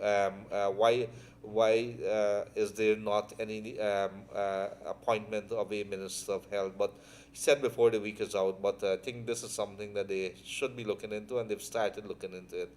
That as much as we could tell you at the moment. We're trying to develop the information. So thank you very much, caller, for that point there. Let us get back to some other messages very quickly there. Good afternoon to you and your pretty co-host. As I was on call, but the call just keep repeating itself. I think President Ali have to put his cabinet together. He should first put a real COVID-19 task force with doctors together to deal with the situation. Then the country takes care of the country needs. This is Ken Kendrick from the Netherlands. Thank you very much, Ken. We hear you, and I think you were the caller that came on a little early. Warm greetings here from Guyana. We have very lovely weather here today. Is it? I think there was some thunders this morning. I'm just kidding you, but our country is lovely. This is all I want to say to you, and I wanted to say that for a very long time. But just kidding you there. Good day, caller on the air. Good day, caller on the air. Good afternoon. Good afternoon, ma'am. I would like to make a contribution in terms of something I think the government should look at. Could you lower your volume on your radio, please? My volume of my radio, I don't have on the radio. Oh, you don't have on, because I'm hearing the feedback, but go ahead. Yes. I think a desk should be set up for all of the persons who would have had to leave their job, forced to leave the job, or left the job for one reason or the other. So those persons can be re-employed. Go again. I didn't get that very clear. You're asking? That a debt should be set up for the persons who were unemployed during the last era of the opposition. Or you're asking that the new government set up some kind of measures where people who would have lost the job, they could probably put down the names so they could probably be addressed? Yes, because persons like myself are highly qualified but without a job. Yes. All right. We could probably call on them. I'm sure that there's actually a Ministry of Labor. There is a Ministry of Social Protection too, that they normally look after things like that. I think you should make contact with them, because from there they develop their list where they hand out social protection, maybe help for the people. So that's something that you may I want think to that think that's about. what we were want to really speak about is being reemployed. Because it's not like you want a handout, but actually to have a salary to see. Yes, but that's what I'm saying. You need to start somewhere. If you're not in the system, if you're not in the system, if you don't put down your name somewhere, we're not gonna know. I mean, when I Yeah, say we, is that Ministry up and functioning right now, or is it that from the previous set of people here? pardon, Is it the present government, or was it the you're coming in and out. I could barely hear you, dear. I'm not sure I if. don't know why my phone is behaving like that. Yes, go ahead. I'm hearing you a little clear now. Right, I'm saying, is it the last set of people that was there at the Ministry of Labor? Because my name is, I went already there to be that complete. And they have not gotten back to you. No, no. But so that's why I'm asking if it's a new government or is it old government staff? No. There's a new government in place. The staffers would remain the same. I'm not aware that the government has gotten rid of anybody. But the officers, the technical officers, and so on. Right, but there got to be more serious things involved because if you go back to the same people that you were there before with, I can tell you the response would be the same. All right, we're going to raise this issue here. I think you should check back with them. We're going to raise this issue here because Danielle, we're going to follow this issue here. How do they deal with the list of people that they have who've been seeking help? How big is that list? Maybe we could start throwing that information out there and let us see how the Yes, new because I have government. a postgraduate degree and I'm sitting at home without a job, and that's not fair. Wow, you have a postgrad degree and don't have a job. I have a postgraduate degree, a scholarship, and I was just eliminated from my job. And Wow. I'm without a job right now. You And want to for tell the us which past- ministry that is? I was a manager, Which ministry? IT, as IT person. Uh-huh. So that's at the National Data Management Authority. Mm-hmm. So that place was merged with the what you call it, with the one laptop for family. And when those people took over, that's where all of this trouble came. All right, we hear you very, very clearly. Continue doing with that. We're going to start our own site from here to find out what do they do with the list at the Ministry of Social Protection. When you would go in there and put down your name that you want help, what do they do with it? Do they follow up on it? How is it going to go? Because that's a complaint that we've been receiving time and again. Because when this issue was happening, I went into before I left my job. I went in and gave a complaint of what was happening, and there was nobody that could have helped me. So I had to resign personally. You see, but that's one of the problem. The people that you complaining to are all one and the same persons, and these people Exactly. not professional. And if it is that Glenlal is the boss, and if I got a problem with him, who do I complain to? So that is the issue that you have there. Exactly. So it circulates around the same thing. Right. But All we it should was- have, like the police complaint authority. If there's an issue there, if there's an issue in the police force that a policeman do you something, you can go to the police complaint authority.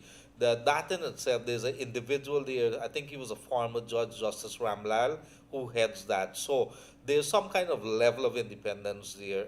If there's something that happens with a procurement issue, that there's a public procurement commission that has independent people there that are supposed to be listening and do what they have to do. That is how it's supposed to And happen. the thing is, you're being replaced with somebody that already has a full-time job. So the person will come and get another full-time job in the same capacity and take your job. So now you're out of a job. Yes, thank you very much, dear. So put it back there, Boka, because we're going to start doing our own investigation, see how that leads. Thank you. God bless. Bye-bye. And so this is something, I think, Nelly, you see these things that happen in bread and butter issues. Yeah. And people are complaining. They were going places complaining. Like you heard a lady talking about her documents for lands, I mean, you put in 4 years back and you can't get it. I'm not sure it is in the system, and these are complaints that happen over and over and over. One of the areas that I would like to see some clarity being brought is the Central Housing and Planning Authority. There were many, I think it ground to a halt almost. They're saying that they ran out of lands. But when you go in there, it's almost like a stone wall you're dealing with. You see the people and you say, wow, are they working for the people of Guyana or against the people of Guyana? So Danielle, as part of this work here, you would see many things. And a good day to St. Lucia. How's Mr. Omar Dionarine doing? New York, French Guyana. How are you guys doing there? How is the tropical storm Isaiah treating you guys down in New York? We want to hear.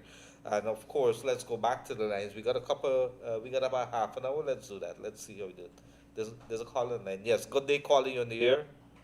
Hi, good afternoon. Good afternoon, ma'am. I'm calling concerning, I'm very happy to know that we have a president now and our country will be moving on.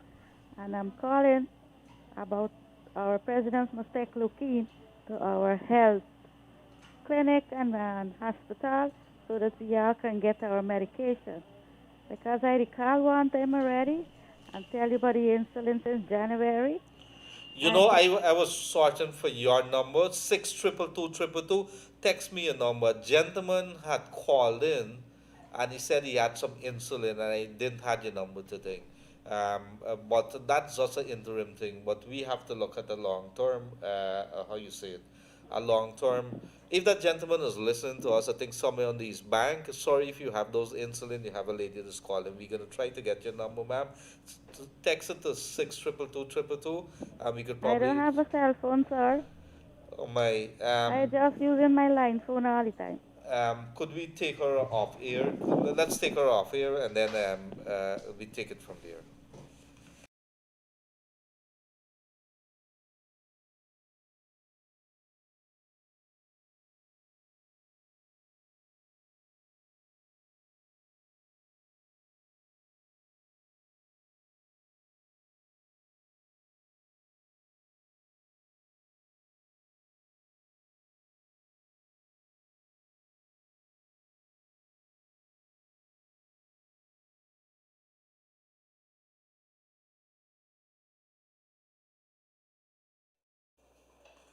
So we back with that. If you're now joining us, it's Wake Up Guyana, and it's a brand new show from Elections Watch that we're bringing you. But this time we're not talking so much. We want to hear from you.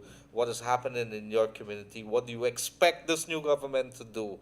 What is some of the things that you want to see happening in the first 100 days? We want to hear from you. Call us, tell us, text us, 6222222. Send us those texts. We also want you to call us 226-7453.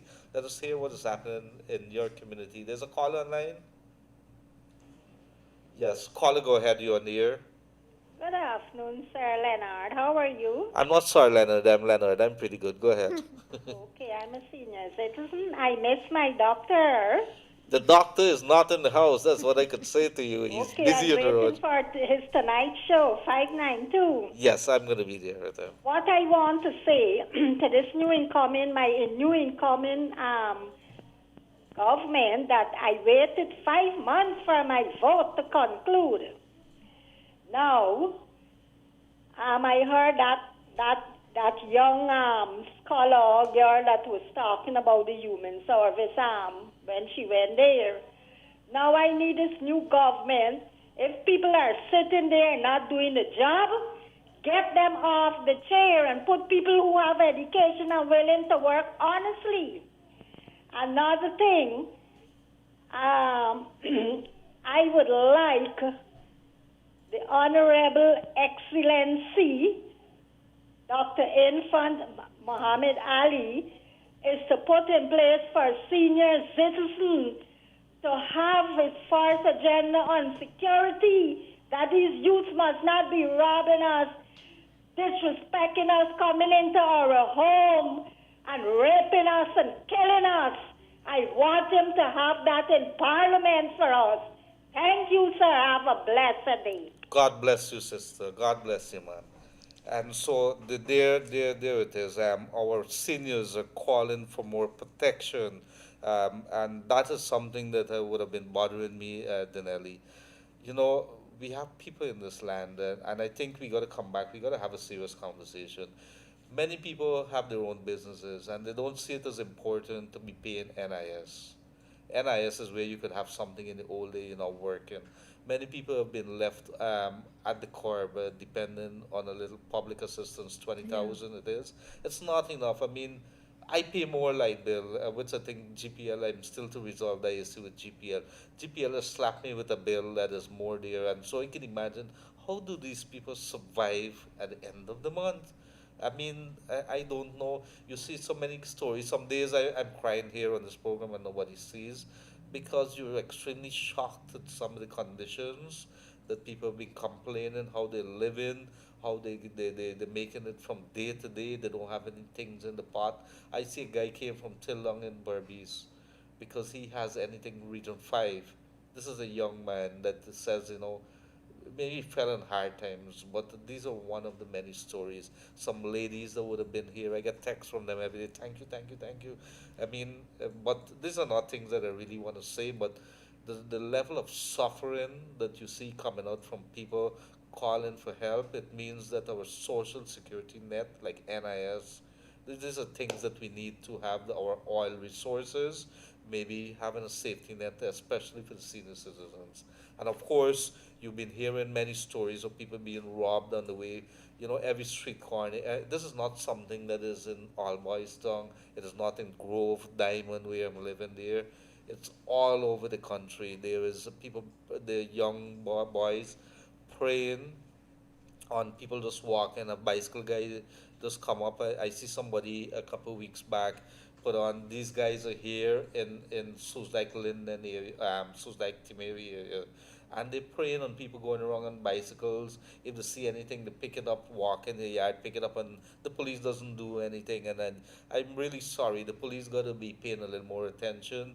Stop harassing people on the road for documents when you could be on the streets actually. I'm not sure. You see them all over the place with speed guns, and when you call them, they're not available. Yes. There is a contradiction there. And so these are things that worry the normal man in the street. Who do they turn to? Who do they turn to complain? We have to stop saying, stop looking at policemen and women, and you're scared of them. They're good, decent policemen. Yeah. People that I love. People would call us and say you're doing a fantastic job, and we hear you. But guess what? We are not afraid because we're not breaking the laws. We want you to do your job. That's what we want to do. If you don't like the job, get out of it. Find something else to do. You were sworn to duty to serve the people of Guyana, and that is important. So, Danielle, have you learned a lot today? I have. I want us to go back on a point though, where we were talking about taxes. The government, or rather, before I go there, let's go a little bit further. Let's say that people are complaining about the high taxes that they have to pay. They're complaining about not having jobs, not having opportunities, not having a source of income. All of that can be taken care of. There is a solution. And our government has that solution. The ball is in their court. And it goes back to, will our new president, strike a better deal for Guyana? He has the opportunity. The question was put out there. We have it on our front page. What is he going to do now? He has the opportunity to ask for more. Well, definitely, and he's sitting in the hot seat there. So it's a second day. Let's see what happens. We give him, but it is going to be. It's a tough presidency for Irfan Ali. He's dealing with an economy that is definitely not doing well. That I think we are one of the lowest in years at the level where we are at. When it comes to COVID-19, he has to tackle that head on, as a gentleman would have said a little earlier. Of course, I want to say a good day to Bibi Shabir, who's saying all the way from Norway. So we had one from Norway, one from Netherlands. You guys from all over, man. This lady here, Padma, is talking. My husband did filed for his NIS since 2018 and never heard back from NIS. What is happening over in NIS? These are entities, elections are over, so we're going to bring you guys to task. Now, what is happening there? What is happening to the level of service at the GPO building there, where the General Registrar's office is located for a birth certificate? How are you guys doing? We want to hear what kind of service that you would have had with the social distancing, and so what kind of service are you guys receiving in applying for documents? Are you getting it on time? I know that a couple months back I went to renew my passport and I loved the service there. The immigration officers are so very friendly, and I thought that was one of the best things that would have happened under the previous administration. Let us continue lifting our standards, lifting our service. I want to sit on my computer, put in an application for a passport, go the next day, and maybe the next day I go pick it up. These are the kind of things that I want to see. So let us keep it real. Let us keep it steady. We want to hear from you guys. Quickly, onto the line. Good day, caller, you on the air. Yes, good day, caller, you on the air. Hello? Yes, sir, you on the air. Go ahead. Good afternoon. Is Leonard? Yes, it is. Leonard, I calling from Essequibo. Yes, sir. Since December, you supposed to get me NIS. 60 years I reach. And on December until now, I can't receive me NIS. They tell me the first and the paper last. I full back the paper again. Up to now, I can't receive it. You were working for yourself or working for somebody? I was working with the guy in the police force. Mm. And you saying since December nobody has responded to you? No, every time I call, they always tell me today, tomorrow, next week, today, tomorrow, next week. And you're in your 60s, I presume? Yes, sir. No, there's what you could do, 6222222. We're going to try to, you know what, do better than that. Call the NIS if you have a line, and call the NIS, ask to speak to the general manager, the secretary, tell them that Kaieteur News, Kaieteur Radio, Leonard Gildarie has asked you. He's a very lovely general manager there, very friendly. Tell them that that I've asked you to make contact with them, that what you've experienced. In fact, everybody who has a problem with NIS, you'll call the general manager, and I'm sure that she's going to start acting. And you see, unless you light fire, you bring it up, we're not going to see those kind of services coming out. And we know that NIS is struggling to basically keep up with some of the backlogs and so that they have there. But do that for me, and please keep me posted what is happening. Send me a text or something, sir, and keep me posted. So this is the general manager's office. Speak to the secretary there, tell them that I've given you the number, and they're going to take it from there. Okay, sir. Thank you very much. A good day to the wonderful people on the Essequibo Coast, Region 2. I love that area. So peaceful there. The lots of rice fields, Lake Mainstay is in that area, beautiful area. Down at Charity, lots of activities there. People coming from along the Pomeroon River. Good day to the Pomeroon River people there, all the way to I think to some Jacko Landing, I think it is. In any case, a good day to the people of Region 2. You guys are very warm. I think you have the best hassa in the country. No, can't say that aloud. The people in Blackbush has the best hassa. Definitely not Bartica. Okay, there's a caller on line. Good day, caller, you're here. Yes, good day, caller, you're here. Good day, caller, you're here. Is this Leonard? Yes, it is. You're on the Wake Up Guyana show. How are you? Yeah, good afternoon, Mr. Leonard and Mr. Yes, go ahead. I want to call for, now you got these vulnerable people from the interior. When you come out, the boss for radio. You not pay you. When you go to the last minute, you see the thing what they want. You can't afford to do that. And then they might give the people machine. You never know. So you let me see if I get you clear. You were working on a dredge in a mining outfit. You were working with a mining outfit in the hinterlands, and you're saying that they did not pay you? Right. I'm an operator, excavator operator. Yes. I work, this man got 16 months pay for me. I was trying to get this money to buy a vehicle for my son, because by working in the hospital, you don't get transportation. People are scanning the car and say, a doctor, that kind of thing. You not get paid yet. Because you write the last exam. Now, I did the home here since the election. I was waiting a year before the election transport ministry, because this ministry what they have is stupidness. They So, tell you what they gotta get, what they gotta do. I mean a different thing. did they, has the person continued working or they stopped working? I come out and I stop out because I come out for election. All right, but have they continued working? Do you know? Yeah, they're still working in there. And when you contacted the boss man or whoever it is, what did they say? When I call him, all right, he bring me out. He tell me next week you'll collect me. Never do that. Now, because you hold me, text somebody else. Now, when I call him, the phone ringing out. When I try to call him back, the phone cut off.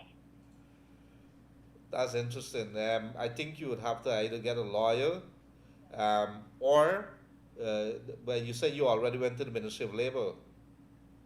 Yeah, they had a ministry there which you could have go in and talk to them. But they didn't make it. What do you mean that they didn't make it? I want to hear. What exactly happened? The ministry tell them they want to take the machine and give work it and pay yourself, but me not depend on.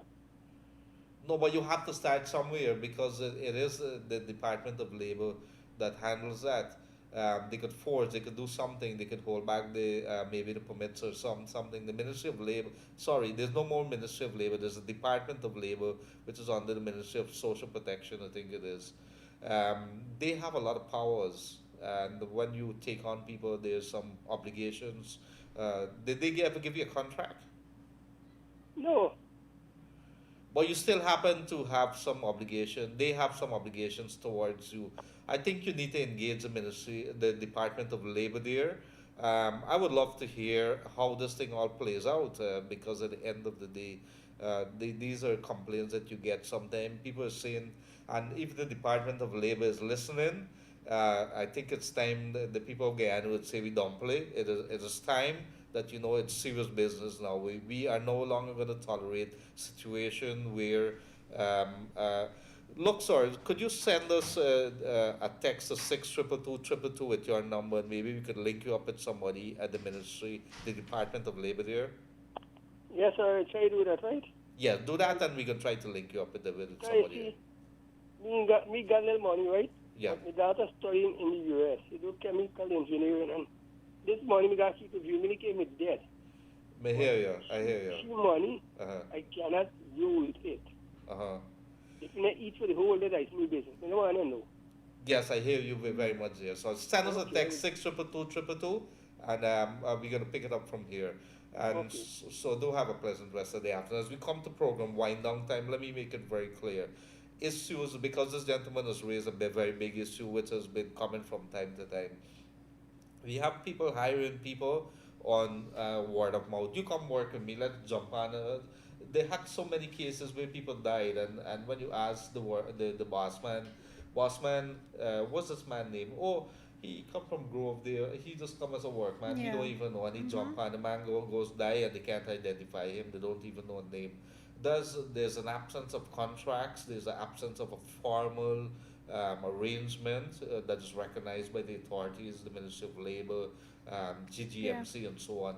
If GGMC is supposed to know who you have working with you on those particular mining operations, what you have right now is that a man decide, oh, I got a mine over there, and they just go to pick up two persons. Danielle, Raj, what are you guys doing? Let's go, and that's how they do it. And so if anything happens, there's not a formal thing. You can't force a man. If the man says, I never saw you before, you never worked with me, and so that is some of the things. However, I think we could start looking at these situations. Many things coming out now that seem as if a couple of people have been beating the system that we have to think. Maybe if you want to have a few words. And this you are going to find this happening a lot in the hinterland regions, because again, persons are not taking it that seriously. They're saying, oh, I can just get my equipment, pick up plots of land, and just start my mining operations. And there's no security there, because if something were to happen to, like you were saying, if something were to happen to an employee, who is going to take care of that? Because in the first place, it's an illegal business, it's an illegal mining operation happening, and this is something that has been happening for years, for as long as I can remember. This has been happening in the hinterland regions, and persons are what you find happening is, let's just say if the authorities, they go in, what you see is that, okay, something and pass under the table. So we're going to bypass your mining operation. You're free to go ahead and do what you have to do. Oh, thank you for reminding me that. A man called me this morning and he says, you should go see. I want to take you into the hinterlands. And I said, for what? He says, you should see what is happening there. They have people bypassing, they take a whole river and they divert the course of the river because they need to mine there. And the GGMC officers are going in. Yes, I said it right. The GGMC officers are going in, see it, take some money, and they move on. Mr. Dennison, a good day to you, Mr. Newell Dennison, the Commissioner of GGMC. If you're paying attention, these are stories that we're getting. We're getting people coming into the country, working our lands. GGMC officers allow them to work, and no money or anything is coming in here, but they're working there illegally because they're working maybe for somebody who has concessions to the lands. And it continues, and we're not even getting it. So why is it that people come into our country, mining our lands, or the authorities doesn't know, and we're not getting anything? I mean, this is a big joke, but these are things that we develop in here. It's a Wake Up Guyana show, and we want you guys to wake up and understand that you have gold in the backyard, and somebody is mining it out and you ain't getting nothing for it. So you need to wake up, people. So it is a brand new show we have here. Danielle, Singh, and the people would have been with us the last 2 hours. We wish it could have been more, but we have to break it. We're going to make it short and sweet every day. We want to hear from you like what we have done today. These are issues that are very dear to our heart. Accountability, transparency, the rule of law.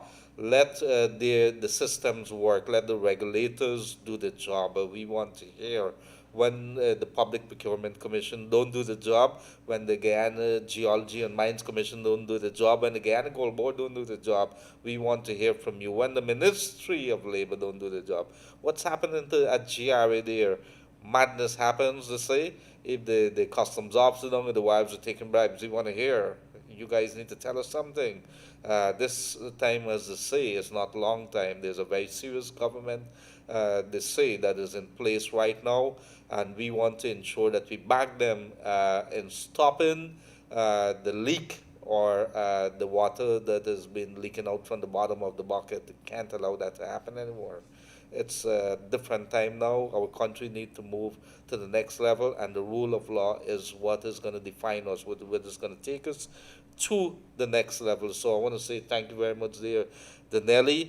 I think she's done well for the day, and she is no stranger to radio. She's been in radio longer than I am, couple months for me, and it has been an intense pleasure. Missing my friend Dr. Yog Mahadio. Good day to you, Yog. I'm going to see you this evening, and I think you should come back from time to time. Sit with us, let us chat with some things affecting the people of Guyana during a very informal session of this. Wake up, Guyana! Wake up, Guyana! So you could you could look back at this program here right on Facebook, Kaieteur Radio on Facebook. On YouTube also, it's Kaieteur Radio live stream. We're going to be back with you at 7:30 p.m. sharp, room 592. Dr. Yog Mahadio is going to be here, and he is bringing on, I think, according to what he told me last evening, some young leaders who would have been in the midst of the political battle that was going on. We want to hear from them as we move this country forward. We want to bring the debate, the conversation up to the next level, and we have so much lovely people here who've been joining us all the way from Norway, of course, across the Caribbean, and they've been talking the right to talk. You guys have been talking the issues, which is what we want to hear, because by exposing the issues, by discussing it, it is the way that we could be able to solve the issues. And we have many issues facing our people. Stay strong. There's a new day. A new day is dawned on this beautiful country of ours. And we have strength. We have life. We have our God. If you don't believe in God, you must believe in something. But believe in yourself too, that we could make it. We can and we will do it. We will make this country great. And let us all put our hands to the wheel. It doesn't matter which political divide you're from. We're all Guyanese at the end of the day. So do have a pleasant rest of the day. until we see you 7:30. And I want to say thank you very much, Danielle. It seems as if you were born for this. And of course, for my very good technicians here in the office, Kaieteur Radio Newsroom studio here. They've always been with us some days. Oh, by the way, I must tell you, they promised to twerk. I don't know, what is twerk? They promised to twerk for at the end of this month here. I'm not sure what's going to happen at the end of this month here, but Kevin Smith is going to lead the way and Raj is going to look on. So let's see what happens. Do have a pleasant rest of the day, folks. It's been a pleasure. Thank you very much.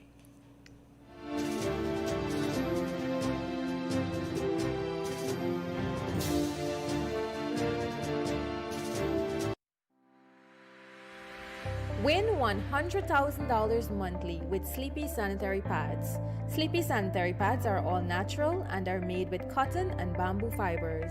It is dye and lotion free, hence no irritations or rashes. Sleepy sanitary pads are available in 2 sizes, ultra thin and thick. It is affordable and available nationwide. See press for details. Visit our Sleepy South America Facebook page or call us on 233-2473.